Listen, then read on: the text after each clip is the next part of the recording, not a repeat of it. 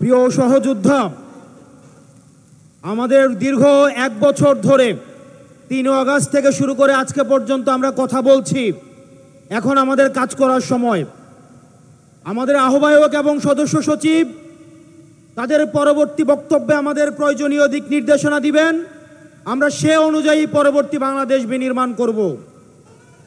আমি শুধু একটা জিনিসই আপনাদেরকে প্রতিশ্রুতি দিচ্ছি এবং আশ্বস্ত করছি, এইখানে আমার যারা কর্মী রয়েছেন, নেতা রয়েছেন, আমরা আপনাদেরকে প্রতিশ্রুতি দিচ্ছি, কেউ যদি ভয় দেখায়, কেউ যদি হুমকি দেয়, আপনারা পিছু হটবেন না।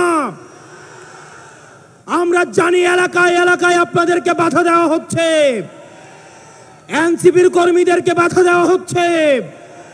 আমরা দৃঢ় কণ্ঠে বলতে চাই, টেকনাফ থেকে তেতুলিয়া, রূপসা থেকে পাথুরিয়া, এনসিপির একটা নেতা কর্মীর দিকে যদি কেউ চোখ তুলে তাকায়, আমরা তাকে রাজনৈতিকভাবে মোকাবেলা করব।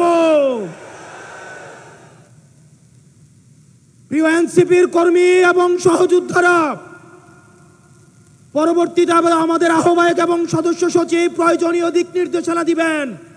আমাদের যদি জীবনও চলে যায়, আমরা তাদের দিক নির্দেশনা বাস্তবায়ন করব। ইনকিলাব ইনকিলাব ইনকিলাব ইনকিলাব, কোথায় কোথায় বাংলা ছাড়। এই দেশ আমার দেশ, এই দেশ আমার দেশ। NCP NCP.